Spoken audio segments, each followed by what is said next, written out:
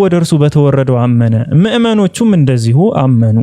ሁሉም በአላህ በመላእክቱም በመጽሐፍቱም በመልእክተኞቹም ከመልእክተኞቹ በአንድም መካከል አንለይም የሚሉ ሲሆኑ አመኑ። ሰማን ታዘዝንም፣ ጌታችን ሆይ ምህረትህን እንሻለን፣ መመለሻም ወደ አንተ ብቻ ነው አሉ። ይሄ የአማኞች ካራክተርና አማኞች የሚያምኑባቸው ነገሮች ናቸው። በአላህ ማመን፣ በመላእክቱ ማመን፣ በመጽሐፍቱ ማመን፣ በመልእክተኞቹ ማመን። እነዚህ ከእምነት መሰረቶች ውስጥ አራቱ ናቸው። በመልእክተኞቹ ሲባል ደግሞ በአንድም መካከል የማንለይ ስንሆን ማለት ነው።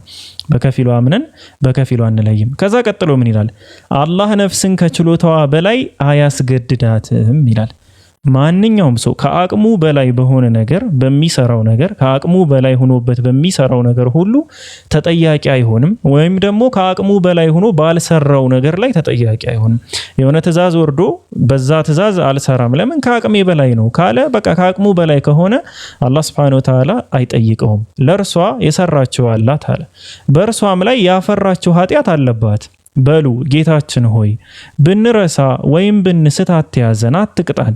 ጌታችን ሆይ ከባድ ሸክምን ከኛ በፊት በነበሩት ላይ እንደጫንከው በእኛ ላይ አትጫንብን። ጌታችን ሆይ ለኛም በእርሱ ችሎታ የሌለንን ነገር አታሸክመን። ከኛም ይቅርታ አድርግ፣ ለኛም ምህረት አድርግ፣ እዘንልንም። ዋቢያችን አንተ ነህና በከሃዲዎች ህዝቦች ላይም እርዳን ይላል። ስለዚህ ይሄ ደግሞ ዱዓ እንድናደርግም የተጠየቀው ነው። ሰው እምነት ሲባል ይሄ ነው። ከነዚህ መካከል በምንም መንገድ መለየት ማፈራረቅ ምናምን አይፈቀድም። በከፊሉ አምኖ በከፊሉ መካድ። አሁን እኛ 124,000 ነቢያት ተልከዋል ብለን እናምናለን። በሁሉም አምነናል፣ ተቀብለናል።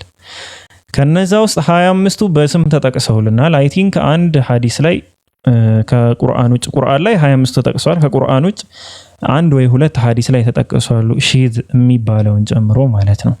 የአደም ልጅ የሆነውን ያው ነብይ ነው የሚል ነገር ስላየው ነው። ለማንኛውም በእነዚህ ሁሉ እናምናለን ነው። ግን 124,000 የስም ዝርዝር አልደረሰንም። ስለዚህ ከ124,000 ውስጥ አሁን ለምሳሌ ኢሳያስ ነብይ ነው ቢለኝ የሆነ ሰው መጥቶ ነውም አይደለምም አይደለም። ለምን ሊሆንም ላይሆንም ይችላል። ለምን አላህ Subhanahu Wa Ta'ala ሙሳን ከላከው በኋላ ሙሳንም ላክን መጽሐፉንም ሰጠነው ተውራትንም ሰጠነው ካለ በኋላ ከዛም በሱ ኮቴ ላይ ነቢያቶችን አስከተልን ይላል። ከዛ በኋላ ነው ኢሳ አለይሂ ሰላምን ላክን የሚለው። ስለዚህ ነቢያቶች በሙሳና በኢሳ መካከል የመጡ የተላኩ ነቢያቶች ነበሩ። ኦኬ ከነዛ ውስጥ ማን አንደኛ ዑዘይር ነው። ያው ዑዘይር እንዳለ ነው። ግን ከነዛ ውስጥ ማን እንደነበሩ ሁሉ ዳውድ አለ፣ ሱለይማን አለ፣ ያልተጠቀሱልን ደግሞ እንደዚሁ አሉ ማለት ነው ብዙ ነቢያቶች። እና ይሄን ይመስላል ልሻለው። ሌላ ጥያቄ አለሽ? ካለሽ መቀጠል ትችያለሽ። አይኔ ግን ሊያመልጥ ነው። እዚህ ቁጭ አርጓችሁ ሊያመልጥ ነው። ሌላ ጥያቄ አለሽ?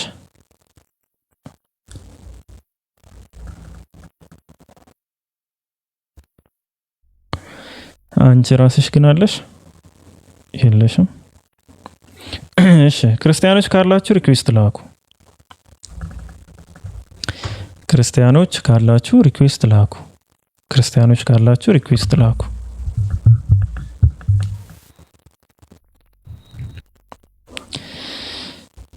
ሰውየው ራቱ አልደረሰም ማለት ነው እስካሁን ድረስ። ማለት ይሄ ደሙ ጭራሽ ብዬ በሰው ግሮሮ ላይ ለቆም ባላ አራታው እንደዚህ እናንተ ዝም አትበሉኝ፣ ገስጹኝ። በሰው ግሮሮ ላይ የቆምኩ። እሺ ክርስቲያኖች ካላችሁ ሪኩዌስት ላኩ። የዛሬው ርዕሳችን ኢየሱስ ክርስቶስ ስንት ህይወት አለው የሚል ነው። ኢየሱስ ክርስቶስ ስንት ህይወት ነው ያለው የሚል ጥያቄ ነው ያለን። ያው በዙሩ ልበል በስሩ ብዙ የምናወራቸው ቶፒኮች ይኖራሉ።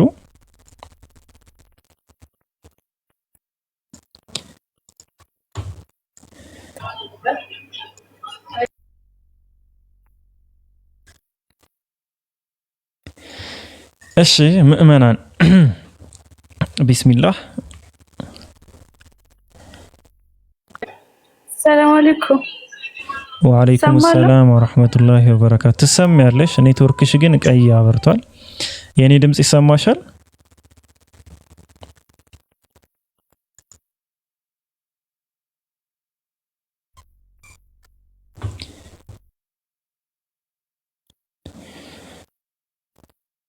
እሺ ኔትወርክሽ አስቸጋሪ ነው ሲመስለኝ፣ እንዲሁ ስጠረጥር ኔትወርክሽ አስቸጋሪ ነው።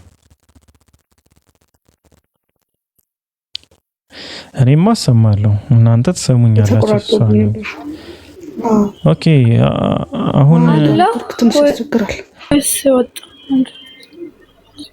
ኔት እየጠራችው ነው ኔት እያለች። መዲ ተመልሰሽ ግቢሽ፣ ተመልሰሽ ግቢ፣ ሪኩዌስት ላኪ። በጣም ተራርቀናል ከኛ ጋር ወደ 3 አመት ልዩነት አለን። እኛ ካወራን ከአመታት በኋላ ነው የሚደርሱሽ። እሺ አለሽ ሃኒ? አላህ እሺ ያልኩትን ሰምተሻል ግን ደርሶሻል መልእክቱ ወይስ? የሆነ ሙሴ ምናምን እያልክ ነው ቁርጥርጥ ያለብኝ። ሙሴ እኔ ራሱ ረሳሁት። ኦኬ አዎ ትዝ አለኝ። ከሱ በኋላማ ብዙ አውርቼ ነበር ከሱ በኋላ ሙሴ ጋር በተገናኘ ያልኩሽ። ለምሳሌ ኢሳያስ ነብይ ነው ብትይኝ እኔ ነውም አይደለምም አልልሽም። ለምን ቁርአን ላይ አልተጠቀሰም። ግን ከ124,000 ነቢያቶች ውስጥ ሊሆን ይችላል። በሱ ላይም ተዋሽቶ ይሆናል። ይሄ መጀመሪያው ፖይንት ነው። ከሙሳ እስከ ኢሳ ባሉ ጊዜያቶች ውስጥ አላህ Subhanahu Wa Ta'ala መልእክተኞችን አስከተልን ስለሚል እግር በእግር እንደተከታተሉ መልእክተኞችን እየነገረን ስለሆነ የተጠቀሱልን ዳውድና ሱለይማን አሉ፣ ኡዘይር አለ። ከነዛ ውጭ ግን ያልተጠቀሱልን ቁርአን ላይ የሌሉ ግን የእውነትም ነብይ የነበሩ ሊሆኑ ስለሚችሉ ስለዚህ በሁሉም ነቢያቶች አላህ በላካቸው ነቢያቶች በሙሉ እናምናለን እንላለን። የሆነ ሰው ግን የሆነ ስም መጥቶ ቢጠራልኝና በዚህ ነብይ ታምናለህ ወይ ቢለኝ ከነቢያችን በፊት በተለይ ከኢሳ አለይሂ ሰላም በፊት ከሆነ አላቅም ነው ብለው ሊሆንም ላይሆንም ይችላል ነው ብለው። ከኢሳ አለይሂ ሰላም ወደዚህ ከሆነ ግን አላምንም ልለው እችላለሁ። ለምን? አንደኛ ኢሳ አለይሂ ሰላምና በነቢያችን ሰለላሁ ዐለይሂ ወሰለም መካከል ምንም አይነት ነብይ እንዳልተላከ ነቢያችን ሰለላሁ ዐለይሂ ወሰለም ተናግሯል። በሁለቱ መካከል ባሉት 600 ዓመታት ውስጥ ማለት ነው። ከዛ ቀጥሎ ደግሞ ከነቢያችን ሰለላሁ ዐለይሂ ወሰለም በኋላ ላይም ደግሞ ምንም አይነት ነብይ እንደማይመጣም እንደዚሁ ተናግሯል። ስለዚህ ከዛ በኋላ ባሉት አናምንም ነው። ይሄን ነበር ያልኩሽ።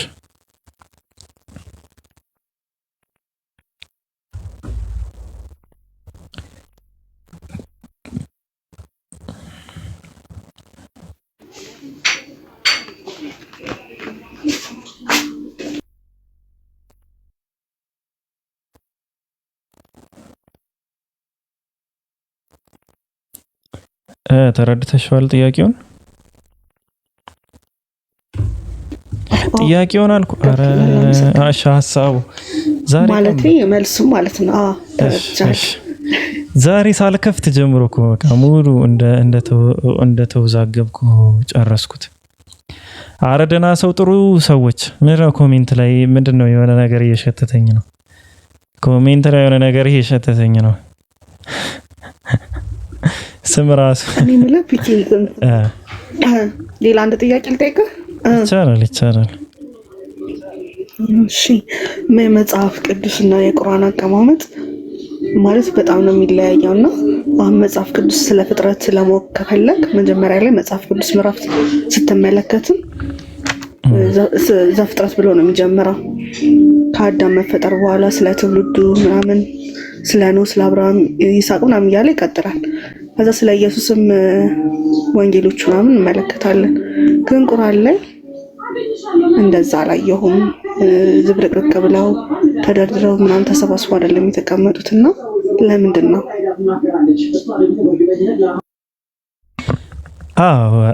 እሱ ነው ባይዘው አንደኛው ምክንያቱም ያ ነው። ምን ለመሆኑ ቁርአን የታሪክ መጽሐፍ ላለመሆኑ ማለት ነው። ከዕለታት አንድ ቀን ብሎ የሚጀምር አይደለም፣ ወይም ደግሞ በመጀመሪያ እያለ የሚጀምር መጽሐፍ አይደለም። ለምን? የታሪክ መጽሐፍ አይደለም። በነገራችን ላይ ቁርአን ራሱን የቻለ ስትራክቸር ያለው መጽሐፍ ነው። ስለ ቁርአን ስትራክቸር ጋር በተገናኘ አሁን በቅርቡ በዚህ ስቴፕ አሁን ከአላህ ለመሆኑ ምናምን በሚለው አንድ ፕሮግራም አለ የሚሰራ ቀለበታዊ መስተጻምር የሚል ማለት ነው የምሰራው። ኤኒዌይስ ከዛ በፊት ግን አንዳንድ ነገሮችን ለማለት ያክል ቁርአን የታሪክ መጽሐፍ አይደለም። የታሪክ መጽሐፎች ናቸው። የታሪክ ጸሐፊ አሁን ሰው ሲጽፍ የሆነን ነገር በቃ እኔ አሁን ለምሳሌ ፕሮግራሚን ራሱ ስሰራ ከላይ መጀመር እፈልጋለሁ። የሆነ ጀምሬ የሆነ ተፋሰሱን ጠብቄ ምናምን እንደዚህ እንደወርድ። ቁርአን ግን እንደዛ አይደለም። ቁርአን ባይዘዊ ጥያቄና መልስ ነው መጽሐፉ። ሙሉ መጽሐፉ ጥያቄና መልስ ነው። ከአእምሮች ጋር ነው የሚያወራው። ታሪክ አይደለም እያመጣ የሆነ የታሪክ ፍሰት ጠብቆ ታሪክ አይደለም የሚነግርሽ። የስአሉነከ አኒ ሩህ እያለ ይናገራል አላህ ሱብሓነሁ ወተዓላ። ምንድነው ከነፍስ ከመንፈስም ይጠይቁሃል፣ ከሩህ ይጠይቁሃል ይላል። ሰዎች ይመጣሉ ይጠይቃሉ ነቢያችንን ሰለላሁ ዐለይሂ ወሰለም።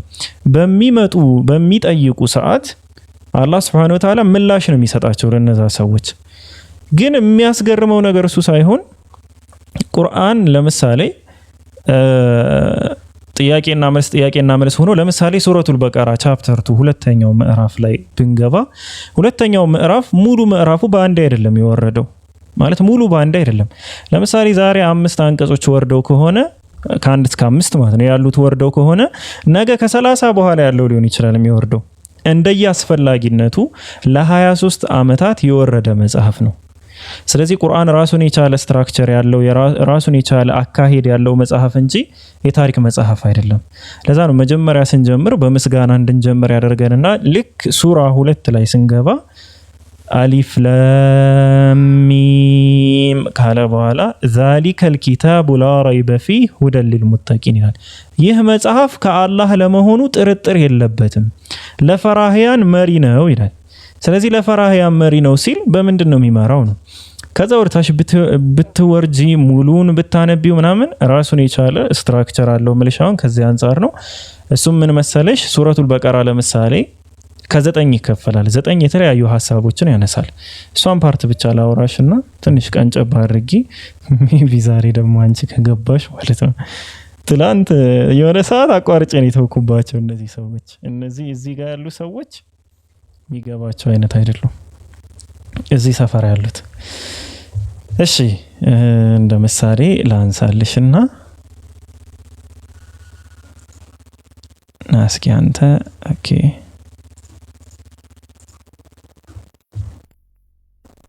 እሺ ለምሳሌ ሱረቱል በቀራን ስንወስድ ሱረቱል በቀራን ለየት ያለ ነገር እናያለን። ሁለተኛው ቻፕተር ወይም ሁለተኛው ምዕራፍ ነው ሱረቱል በቀራ ይባላል። ከ9 ግሩፕ ይከፈላል። ማለትም 9 የተለያዩ ሐሳቦችን ይዟል። ስለ 9 ሐሳቦች ያወራሉ። እነዚህ 9 ሐሳቦች ጋር በተገናኘ 9 ሐሳቦች ምን እንደሆኑ ስነግርሽ ማለት ነው። የመጀመሪያው ሐሳብ ወይም ደግሞ የመጀመሪያው ግሩፕ ይሄ የመጀመሪያው ግሩፕ እምነትና ስለ ክህደት ነው የሚያወራው። ስለ እምነትና ስለ ክህደት። ታዲያ ይሄ የመጀመሪያው ግሩፕ የመጀመሪያው ሐሳብና የመጨረሻው 9ኛው አሁንም ስለ ምንድን ነው የሚያወራው? ስለ እምነትና ስለ ክህደት። ስትራክቸሩ ወጣ ያለ እንደሆነ እንድታዩ ብዬ ነው። ሁለተኛው ስነ ፍጥረትና ስለ ዕውቀት ያወራል። ሁለተኛው ግሩፕ ማለትም የመጀመሪያው ስልሽ ከአንደኛው አንቀጽ እስከ 23ኛው ከ23ኛው ምናምን ተብሎ በሐሳቡ ነው የሚከፋፈለው። በቁጥር ሳይሆን በሐሳቡ ይከፋፈላል። ሁለተኛው ስለ ክሬሽን እና ኖሌጅ ነው የሚያወራው። 8ኛው ልክ እንደዛው በተመሳሳይ ከኋላ ጀምረን ስንቆጥር ማለት ነው። ማለት ከኋላ ጀምረን ሁለተኛው ወይም ደግሞ ከፊት ለፊት 8ኛው ስለ ስነ ፍጥረትና ስለ ዕውቀት ነው የሚያወራው። በዚህ በኩል ያለው 3ኛው ደግሞ ለእስራኤላውያን ስለተሰጡት ሕግ ያወራል። ታሪክ ይነግረናል ማለት ነው። ልክ ከዚሁ በተቃራኒ ወይም ሚረር ሆኖ አንጸባራቂ ሆኖ በሚታየው መስመር ልክ 7ኛው ለሙስሊሞች ስለተሰጡ ሕጎች ያወራል። ቀደም እንዳልኩሽ ምንድነው ቁርአን በአንዴ የወረደ መጽሐፍ ሳይሆን ምዕራፍ 2 በአንዴ የወረደ መጽሐፍ ሳይሆን በተለያዩ ጊዜያቶች ዛሬ 10ኛው ወርዶ ከሆነ ነገ 20ኛው ይወርዳል። ከዛ እንደገና 9ኛው ሊወርድ ይችላል። ከዛ 11ኛው አንቀጽ ይወርዳል። እንደዚህ ዝብርቅርቅ ያለ ነው። አንቺ እንዳልሽው አወራረዱም እንደዛው ነው። 4ኛው ስለምን ያወራል? አብርሃም ስለተፈተነው ፈተና ይናገራል። ኢብራሂም አለይሂ ሰላም ማለት ነው። ልክ ከዚሁ በተመሳሳይ ደግሞ 6ኛው ሙስሊሞች እንደሚፈተኑ ይናገራል።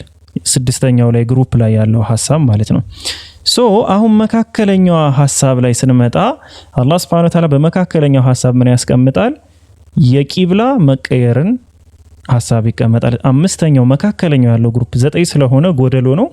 5ኛዋ የመሃሏ ሴንተሯ ግሩፕ ላይ ቂብላ ተቀየረ የምን የሰላት አቅጣጫ የተቀየረበት አንቀጽ መሆኑን ያስቀምጣል። የሚገርመው ይህ አንቀጽ ደግሞ ኤግዛክት የሚቀመጠው ምን ላይ ነው? 286 አንቀጾች ነው ያሉት። 143ኛው ልክ መካከለኛው አንቀጽ ማለት ነው። መካከለኛው አንቀጽ 143ኛው አንቀጽ ላይ ነው የምናገኘው። ወከዛሊከ ጀዐልናኩም ኡመተን ወሰጣ ይላል። መካከለኛ ህዝብ አደረግናችሁ። ኢቭን ሚድል የሚለውን ቃል እንኳን የምናገኘው ሚድል ላይ ነው ማለት ነው። በምዕራፍ 2 ሚድል 143ኛው አንቀጽ ላይ ወከዛሊከ ጀዐልናኩም ኡመተን ወሰጣ መካከለኛ ህዝቦች አደረግናችሁ ይላል።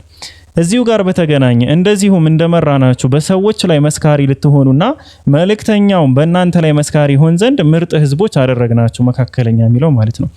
የነበርክባትን አቅጣጫ ወይም ቂብላ ይላል። የነበርክባትን አቅጣጫ መልእክተኛውን የሚከተለውን ሰው ወደ ክህደት ከሚመለሰው ሰው ልናውቅ አለ ልንገልጽ እንጂ ቂብላ አላደረግናትም ብሎ የቂብላ ዳይሬክሽን መቀየር። ከዛ በፊት ሙስሊሞች በመዲና ሆነው ይሰግዱ የነበሩት ወደ ኢየሩሳሌም ነው። ልክ እዚህ 143ኛው አንቀጽ ላይ ደግሞ ከኢየሩሳሌም የነበረው ወደ መካ አቅጣጫ ወይም ቂብላ እንዲቀየር ተደረገ። ይህ ቂብላ አሁን ከተናገርነው ሐሳብ ጋር ምንድነው የሚያገናኘው ሲባል የመጀመሪያው 1 2 3 4 ብዬ ግሩፖችን አይተሻል። ይሄ አንደኛውና ቆይ እዚህ ጋር በማውዙ ያንቀሳቀስኩ ላሳይሽ።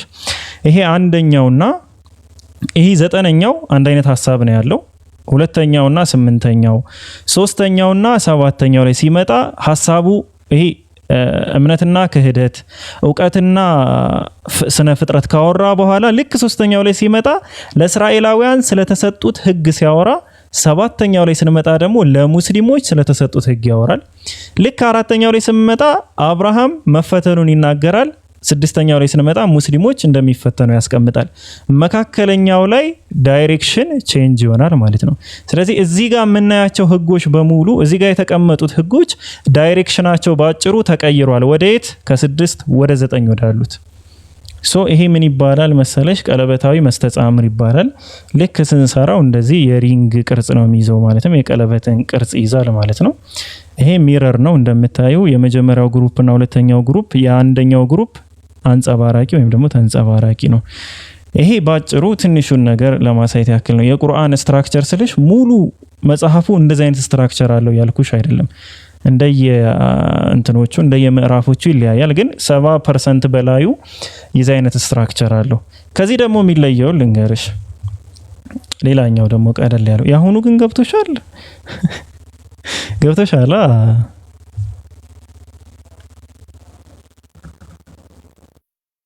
መሰለኝ። ችግር የለውም። በቪዲዮ እያንዳንዱን አንቀጾችን ምናምን ስለምናይ ችግር የለውም። አሁን ይሄ አንቀጽ ሱረቱል ከውሰር ይባላል። ሱረቱል ከውሰር የወረደበት ምክንያት ላይ ስንመጣ ነቢያችንን ሰለላሁ ዐለይሂ ወሰለም ወንድ ልጃቸው ሲሞት ማለትም የመጨረሻው ወንድ ልጆቻቸው በህይወት እያሉ ነው የሞቱት። ሁሉም የሞቱት በህይወት እያሉ ነው ከአንዷ ከፋጢማ በስተቀር ማለት ነው። ወንድ ልጃቸው ሲሞት አንድ ሰው ነቢያችንን ሰለላሁ ዐለይሂ ወሰለም ምን ይላቸዋል? ዘርህ አይቀጥልም እኮ በቃ ዘርህ እኮ ተቆረጠ ይላቸዋል። ዘርህ ተቆረጠ ማለት አረቦች በወንድ ልጆቻቸው በኩል ነው ስማቸውን የሚያስጠሩ ማለትም ትውልዱ ስማቸውን እየጠራው የሚመጣ በወንድ ልጆቻቸው በኩል ነው።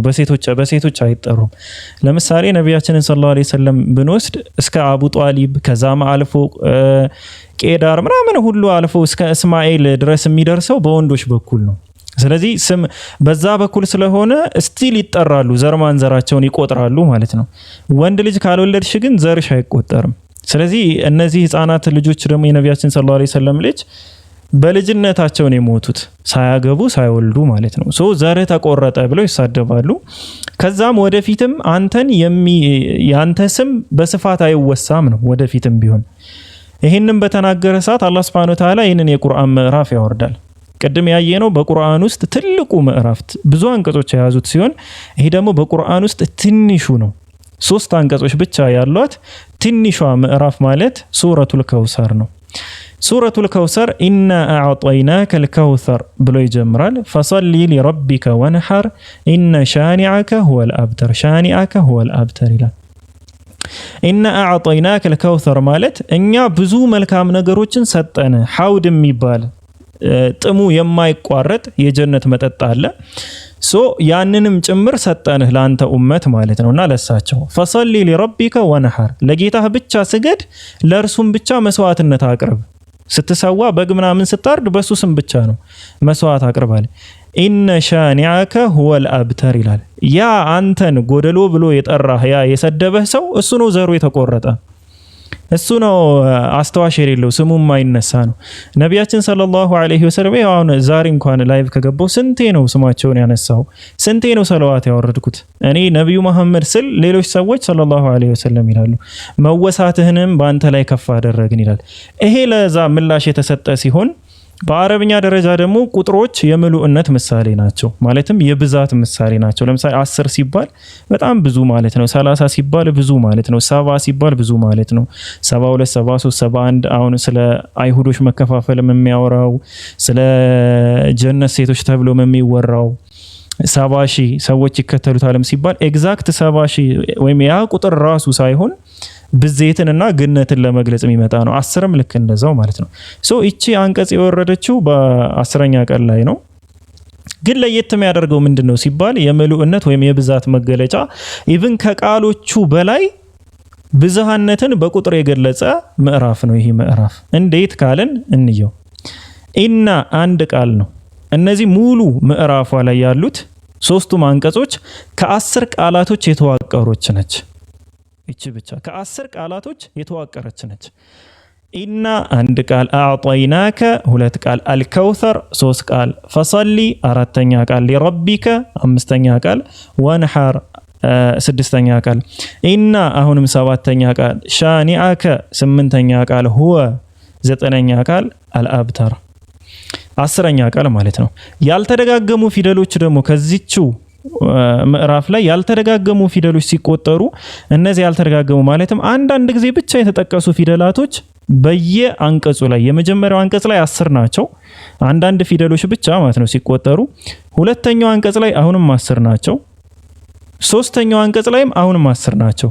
እነዚህ ያልተደጋገሙ ፊደሎች ናቸው። የመጀመሪያው አንቀጽ ላይ 10 ናቸው። ሁለተኛው አንቀጽ ላይ 10 ናቸው። ሶስተኛው አንቀጽ ላይም እንደዚሁ በተመሳሳይ 10 ናቸው። ሌላውስ አንዲት ፊደል ሆና በብዛት የተጠቀሰች ፊደል ከሁሉ በላይ በብዛት የተጠቀሰችው ፊደል አሊፍ ነች። ከሙሉ ምዕራፉ 10 ጊዜ ነው የተጠቀሰች። እቺ ፊደል 10 ጊዜ ነው የተጠቀሰችው። ሌላው ደግሞ አንድ ጊዜ ብቻ ደግሞ የተጠቀሱ አሉ ማለት ድግግሞሽ ፊደል የሌላቸው ከዚህ 3 አንቀጾች ውስጥ ማለት ነው። እነዛ ፊደሎችም ተቆጥረው ስንት ናቸው? 10 ናቸው። እነዛ ፊደሎችም 10 ናቸው። ሌላውና የመጨረሻው እንደ ቦነስ የአንቀጾቹ የመጨረሻ ፊደሎች አሉ። ማለትም ይሄ ራ የሚለው አልከውተር ሲል ራ ነው። አሁንም ሁለተኛው አንቀጽ የሚያልቀው በራ ነው። ሶስተኛው አንቀጽ የሚያልቀው በራ ነው። ይሄ ራ ራ ራ የሚለው ፊደልም ደግሞ በአረቢክ አልፋቤት 10ኛው ፊደል ላይ የሚገኝ ነው ማለት ነው። ሶ ይሄ ኮንስትራክትድ በሆነበት መንገድ አሁን ይህንን ቁርአን ምናምን እንትን ብሎ አይደለም እነዚህ ነገሮች አሉት ምናምን እያለን አይደለም። ግን ከጊዜያት በኋላ ሰዎቹ በእንደዚህ አይነት ነገሮች ላይ ጥናት ሲያደርጉ የሚያገኙት ነገር ነውና ሶ በዚሁ ባጭሩ ማለት ነው በዚሁ ባጭሩ እንዳልኩሽ የቁርአን ስትራክቸር የተለየ ነው። የሰው ሰራሽ ስትራክቸር የለበትም። እንደዛ አይነት ስትራክቸር አይደለም። የሱረቱል በቀራ ባጭሩ ነው ያወራሁት እንጂ ኖርማሊ ባወራ ከ30 ደቂቃ በላይ ይወስዳል። የቅድሙን ስትራክቸር ብቻ ለማብራራት ሪንግ ኮምፖዚሽን ምናምን የሚባለው ነው። ስለዚህ የታሪክ መጽሐፍ አይደለም። ሙሉ መጽሐፉ ተአምራዊ ነው። ካንቺ ህሊና ጋር ነው የሚያወራው፣ ካንቺ አእምሮ ጋር ነው የሚያወራው። እየጠየቀሽ አንቺ የሆነ ጥያቄ ቢነሳብሽ ያንን ጥያቄ የራስሽ አእምሮ እንዲመልሰው አድርጎ ነው የሚሰጥሽ መልሱን። ኦኬ ለምሳሌ ብዙ ጊዜ የሚነሳ አንድ ምሳሌ አለ። እንዴት ነው የሰው ልጅ ከሞተ በኋላ የሚቀሰቀሰው የሚል ጥያቄ ሲጠይቁ አላህ Subhanahu Wa Ta'ala ምንድነው የሚለው? በመቀስቀስም ከመጠራጠር ውስጥ ብትሆኑ አፈጣጠራችሁን ተመልከቱ ይላል። ከዛ አፈጣጠራችንን ያብራራልናል። ምን ብሎ ነው የሚያብራራ? እናንተ እኮ ከምንም ነገር ተነስታችሁ ከአፈር ተፈጠራችሁ፣ ከዚያም ከፍትወት ጠብታ እያንዳንዱን ስቴፕ ይነግረንና መጨረሻ ላይ ምላሹን ሲሰጠን በጥያቄ ነው የሚሰጠን። ምን ብሎ ታዲያ እናንተ ካልነበራችሁበት ያመጣችሁ አምላክ እንዴት ነው የነበረን የበሰበሰንና የጠፋን ነገር መመለስ የሚያቅተው ብሎ ጥያቄ ይጠይቅሻል። ሶ ያኔ ምን ትመልሻለሽ? ስለዚህ ቁርአን ከኛ ህሊና ከኛ አእምሮ ጋር የሚያወራ መጽሐፍ ነው እንጂ የታሪክ መጽሐፍ አይደለም። once upon a time ዜር ወዝ ወር ዜር ይዝ እያለ የሚቀጥል አይደለም። ወይም ደግሞ በመጀመሪያ እግዚአብሔር ሰማይና ምድርን ፈጠረ ከዛም አንድም ሆነ ሁለተኛ ቀን እያለ የሚቀጥልም አይደለም ልልሽ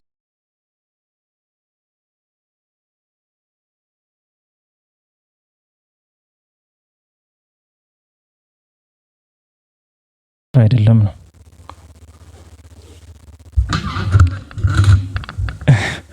አረፈ እኮ አረፈ ራሱ እና ብዙ ነገሮችን ደግሞ ሊያርም ነው የመጣው። ለታሪክማ ብዙ በቂ የሆኑ የታሪክ መጽሐፎች አሉ፣ በጣም ብዙ። አረ ሂንዱይዝምን ብታነብ ይመስጣቸዋል እኮ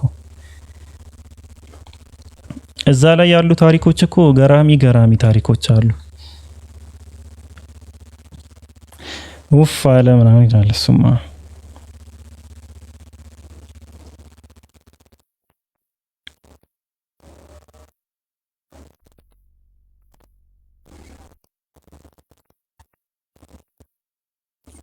ተረዳሽው ሀሳቡን? በስካል መሰለኝ ነበር። በጣም አመሰግናለሁ። ምንም አይደል። ጀዛከላ። እሺ አይ ጥሩ ነው። በመጀመሪያ እንትን ነው ከዚህ ከአክሰንቶች ነው የሚጀምረው። ከዛ ጠቅልል ብላችሁ አንድ ጣት ትባላላችሁ። አንቺና መክሊት አንድ ጣት ታወጣላችሁ። አላህ ኢንሻአላህ። ጥሩ ነው። የሆኑ ሰዎች እስላምኛ እያወሩ ነው። እንትና ቢሰሙ እነገሌ እስላምኛ አታወሩ ነው የሚሉ። እሺ ጥያቄ ያለው ወይም ደግሞ በርዕሳችን ዙሪያ ማውራት ይፈልግ ሰው ካለ መግባት ይችላል። ዛሬ ርዕሳችን ኢየሱስ ክርስቶስ ስንት ህይወት አለው የሚል ነው። ኢየሱስ ክርስቶስ ስንት ህይወት አለው? አለሽ? በህይወት አለሽ? እንዴት ነሽ? የት ጠፍተህ ነው? ሰሞኑን መብራት ነው ጥሎን የጠፋ። እኛ ምን እናድርግ? አይ እኮ ከንግግር ተረዳሁ እኮ።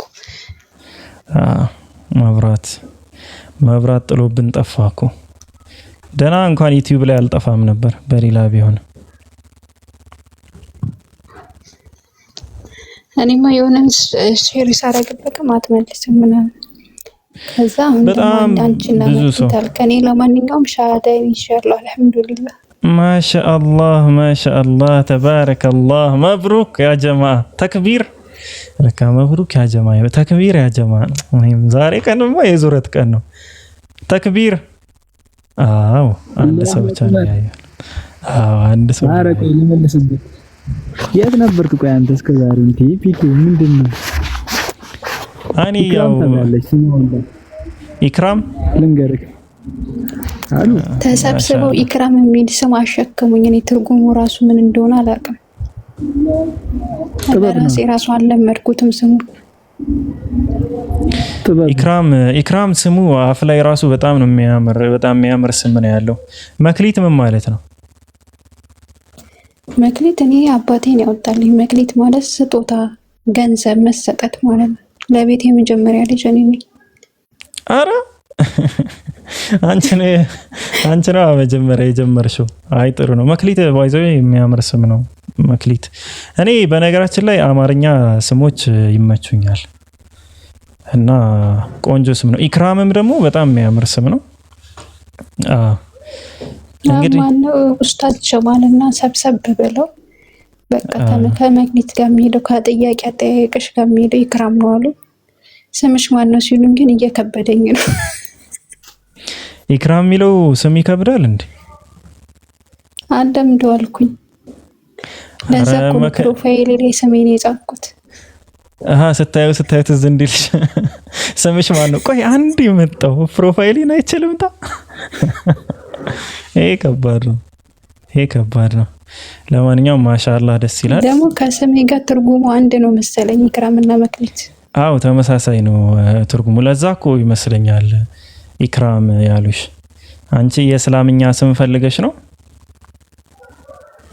አይደለም መክሊት ነው ስሜ ስላቸው፣ አይ እኛ በቃ እህታችን እንደው ስናይሽ እህታችን እንደው ትዝ እንዲለን ስምሽን ቀይር ያሉ። ከዛ ኢክራም አሉ።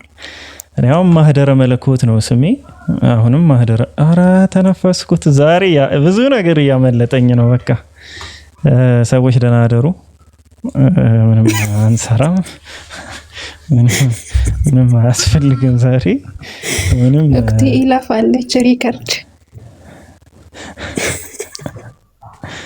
አይ በቃ ለማንኛውም ነው ፒኬ መርሃባ። እሺ ኦርቶዶክስ እምነት ላይ ስትመጣ ማለት ነው አንድ ሰው ከሌላ እምነት ሲመጣ መጀመሪያ ክርስትና ይነሳል። ከዚህ ክርስትና ስም ይወጣለታል፣ ቄደር ይጠመቃል እና ንስሐ ምናምን ይገባል። እና አሁን እስልምና ላይስ አሁን ከኦርቶዶክስ እምነት አንድ ሰው ሲመጣ እንዴት ነው ስም ይወጣለታል ወይስ እንዲህ ምንድን ነው የሚባለው? አለ እንደኛ ፕሮሰስ አለው ብዙ? አይ የለውም። በቃ ቀለል ያለ ነው። እንዴት መሰለሽ አንድ ሰው ወደ እስልምና ሲመጣ ወደ ተፈጥሮ ሃይማኖቱ እየተመለሰ ነው። ወደ አዲስ ነገር እየተቀላቀለ አይደለም። የሆነ ሰው ለሰውየው አዲስ ሊመስለው ይችላል፣ ግን ለፈጣሪው ለፈጠረው አምላክ ግን አዲስ ነገር ሳይሆን ወደ ነበረበት ነው። ለዛ ነው ሪቨርት ነው የሚባለው፣ ኮንቨርት አይባልም በእኛ እምነት ማለት ነው። ተውባም የሚለው ቃል መመለስ ነው፣ ወደ ፈጣሪ መመለስ። መመለስ ማለት የነበርሽበት ቦታ ላይ እርቀሽ ነበረ፣ የተወሰነ ገደል ብለሽ ነበር፣ ከዛ በኋላ ግን ተመለሽ ነው። በቃ ጠፍተሽ ነበረ፣ አሁን ተገኘሽ ነው። ስለዚህ ከዛ ምክንያት ሪቨርት ስለሚባል አንድ ሰው ደግሞ ሪቨርት ሲሆን መጠመቅ አይጠበቅበትም። ለምን? አላህ Subhanahu Wa Ta'ala ቁርአን ላይ ምንድነው የሚለን? የተፈጥሮን መንክር አጥብቃችሁ ያዙ ነው። አንቺ ማስረጃ ተወጃለሽ። ቆይ ማስረጃ ላውጣልሽ። መንክር ማለት ጥምቀት ነው። እሺ ይሄው እዚህ ጋር where are you አለ። እሺ እዚህ ላይ እንደምታዩ ሱረቱል በቀራ ምዕራፍ 2 ቁጥር 138 ላይ እንደዚህ ይላል፣ የአላህን የተፈጥሮ መንክር ወይም እምነት ጥምቀት ማለት ነው ያዙ አለ። በመንከርም ከአላህ ይበልጥ ያማረ ማን ነው? ማንም የለም፣ እኛም ለእርሱ ብቻ ተገዢዎች ነን ይላል። ስለዚህ የተፈጥሮ መንክር ወይም ደግሞ የተፈጥሮ ጥምቀት ማለት ነው። ማን ያጠመቀን? አላህ Subhanahu Wa Ta'ala ያጠመቀን። ሰዎች አያጠምቁንም እኛን። ኦኬ አላህ ሲፈጥርሽ እንደዛ አድርጎ ፈጣሪ ሲፈጥርሽ ካልፈጠረሽ ለምንድን ነው እንደዛ መሆን የሚጠበቅብሽ? ለምን ከተፈጥሮ የውጭ ሆናለሁ? ስለዚህ ኢስላም በሸሃዳ ነው የሚመለሰው፣ ምስክርነት ብቻ ነው የሚሰጥ። ወጥቶ ስለነበረ ገለል ብሎ ራቅ ብሎ ስለነበረ በምስክርነት ወደ እስልምና ይገባል። ምን ብሎ ክዶ ነበረ? ምን ያደርጋል? አሽሃዱ አላ ኢላሃ ኢላላህ ወአሽሃዱ አነ ሙሐመድን ረሱሉላህ፣ ከአላህ በስተቀር በሐቅ የሚመለክ አምላክ የለም፣ ነብዩ መሐመድ ሰለላሁ ዐለይሂ ወሰለም ደግሞ ለኛ የተላኩ ነብይ ስለሆኑ እሳቸውም ደግሞ የአላህ Subhanahu Wa Ta'ala ባሪያና መልእክተኛ ናቸው ብለው ሰው ይመሰክራል። ያን ምስክርነት የሚሰጠው ለምንድን ነው? ያንኑ ምስክርነት ክዶ ስለኖረ ነው ያንን እንዲሰጥ የሚጠበቀው ማለት ነው። ይሄ አንደኛው ነው። ሌላ ያው ቄዳር ምናምን እንዳልሽው ያው ምንም ነገር የለም። ወደ እምነታችን የምንመለስበት ስለሆነ አሁንም አውራ የነበረው ሀስ ነበርና ስም አይቀየርም ማለት እንደ ሰው ፍላጎት ነው። ለምሳሌ ዑመር ኢብኑ አልኸጣብ ዑመር እንላለን። ዑመር እኮ የሙስሊም ስም አይደለም፣ የአረብ ስም ነው።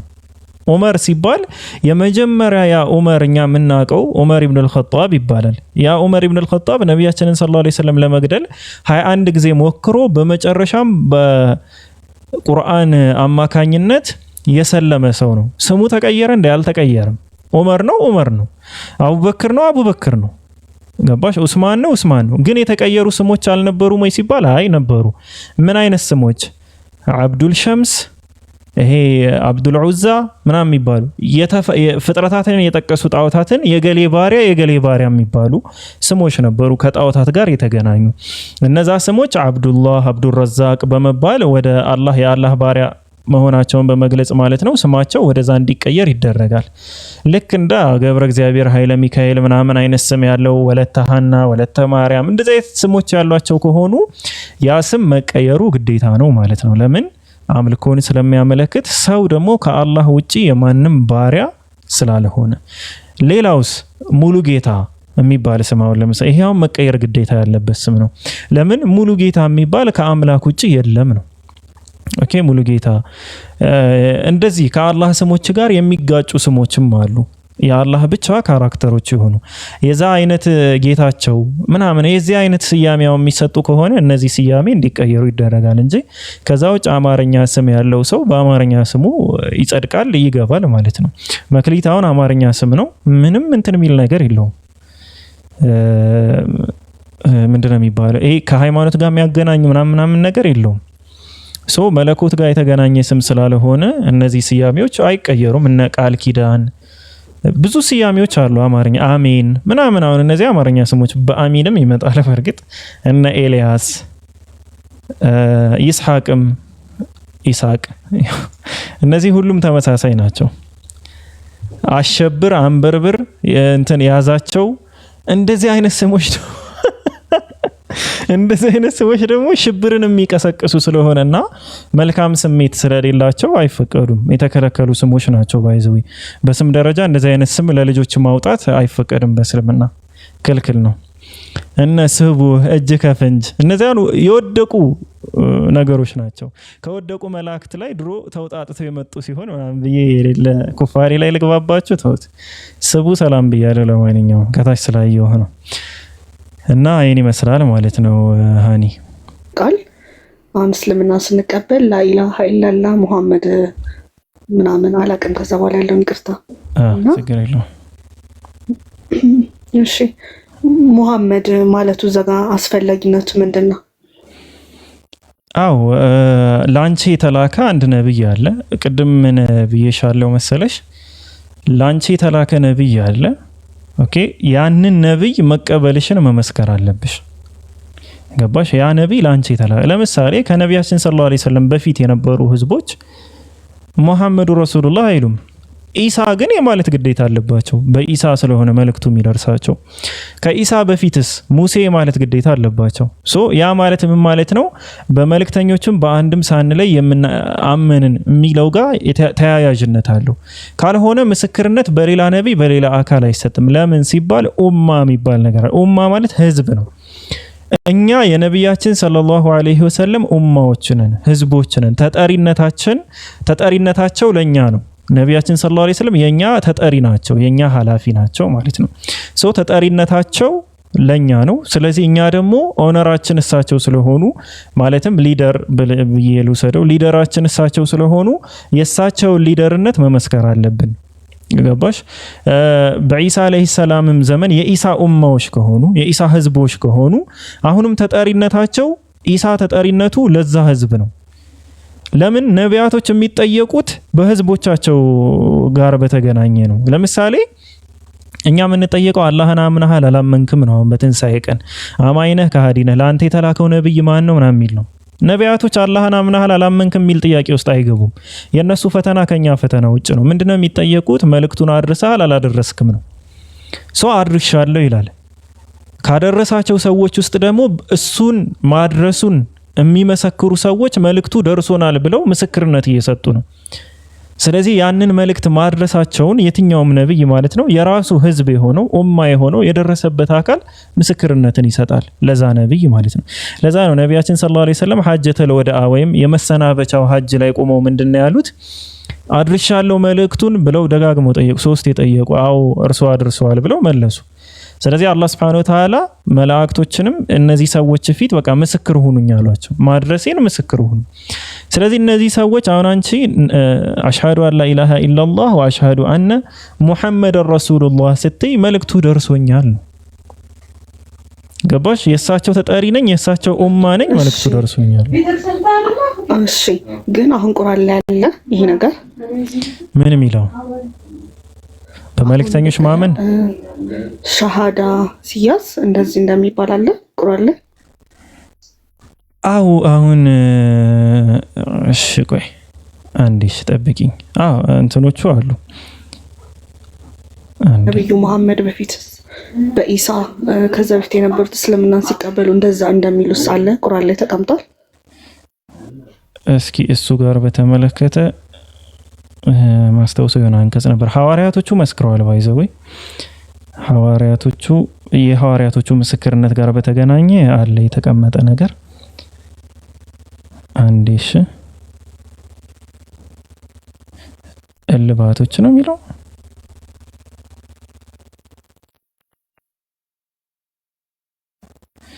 ከሚል አዎ ብሏል። ከተመቸው ሙከሚል ከተመቸው አይ ሙከሚል አዎ እንትን ካልክ አንቀጾቹን የምታስታውሱ ሰዎች ከታች ጻፉሽ። እኔ እኮ ሰርች እያደረኩ ነው ቁርአን ላይ አንቀጾቹን አውጥቼ እንትን ልልሽ ሙከሚል የሚመች ከሆነ እሺ እሺ 352 ላይ ክፈተው ሀቢቢ 352 እሺ ከታችም ጽፈውልካል ሱራ 5:111 እሺ አየዋለሁ። እሱ ነው ከላይ ካለው ሰውዬ እንይና 52 ኖ ይሄኛው አንቀጽ ሳይሆን ቆይ የነሱን ልየውና ካልሆነ መለሳለሁ። እሺ ማስተውሰው አንቀጽ አለ አእምሮዬ ላይ በተላከላቸው መልእክተኛና በአላህ Subhanahu Wa Ta'ala ማመናቸው ማለት ነው። ሁለቱን ስለሆነ የፈለግሽው አይደል? 1:11 እሺ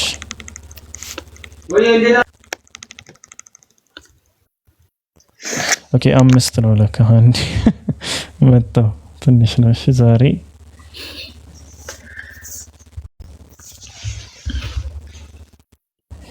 አው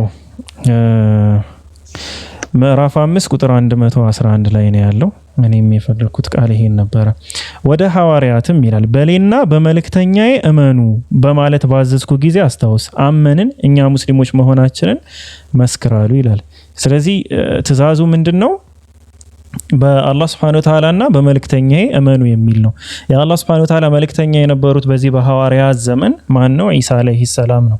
ስለዚህ በሱራ 5 ጀዛኩሙላሁ ኸይረን ከታች የሰጣችሁኝ ሰዎች ሱራ 5 ቁጥር 111 ላይ ባጭሩ አስቀምጦታል። ምን ብሎ በእኔና በመልእክተኛዬ እመኑ ነው። በመልእክተኞችና በአላህ መካከል አለመለየትን ቅድም ያስቀመጥኩልሽ አንቀጾች አሉ ካስታውሻቸው ሱረቱ ኒሳ ምዕራፍ 4 ላይ ያለውን ነገርሽ ነበረ። በመልእክተኛና በአላህ መካከል የማይለዩ ብሎ ያስቀመጠው ማለት ነው። የቅድሙ ታስታውሻለሽ። ሌላኛው ይሄ ነው ኢሳ ጋር በተገናኘ። ስለዚህ ሰዎቹ የሚመሰክሩት ይቅርታ አንዴ ብቻ ትነግረኛለህ ለያዛቸው እሺ ምዕራፎች እሺ ይሄ ምዕራፍ 5 ቁጥር 111 ነው። ምዕራፍ 5 ቁጥር 111 የቅድሙን ደግሞ እንዴ ልስጥሽ።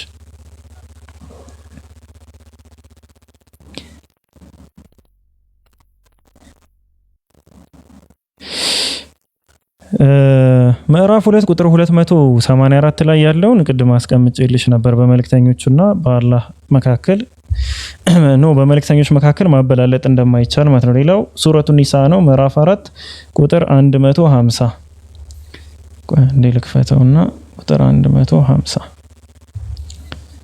እሺ ይሄ ሌላኛው የእምነት መሰረታችን ነው። እነዚያ በአላህና በመልእክተኞቹ የሚክዱ አለ በአላህና በመልእክተኞቹ መካከል መለየትን የሚፈልጉ በከፊሉም እናምናለን በከፊሉም እንክዳለን የሚሉ በዚህም መካከል መንገድን ሊይዙ የሚፈልጉ እነዚያ በእውነት ከሃዲዎቹ እነርሱ ናቸው። ለከሃዲዎችም አዋራጅን ቅጣት አዘጋጅተናል ብለው ያስቀምጣል ማለት ነው። ስለዚህ በአላህና በመልእክተኛው መካከል መለየት አይፈቀድም። ቁርአን ላይም እንደተቀመጠው ያው አጢኡላህ ወአጢኡ ረሱል ነው። አላህና መልእክተኛውን ታዘዙ ነው። የምንታዘዘው የኛ የሆነን መልእክተኛ ባይዘው ኢሳ አለይሂ ሰላም አይመለከተንም። ኢቭን ኢሳ አለይሂ ሰላም በትንሳኤ ቀን ወደዚህ ምድር ተመልሶ ይመጣል። በሚመጣበት ሰዓት እንኳን አዲስ መልእክትን አይደለም ይዞ የሚመጣው። ለምን? ያኔ ምንድነው የሚሆነው? በነቢያችን ሰለላሁ ዐለይሂ ወሰለም ኡመቶች ላይ ስለሚመጣ የሱ ኡመቶች ጋር አይደለም የሚገናኘው። ስለዚህ በነቢያችን ሸሪዓ ነው የሚያስተዳድረው።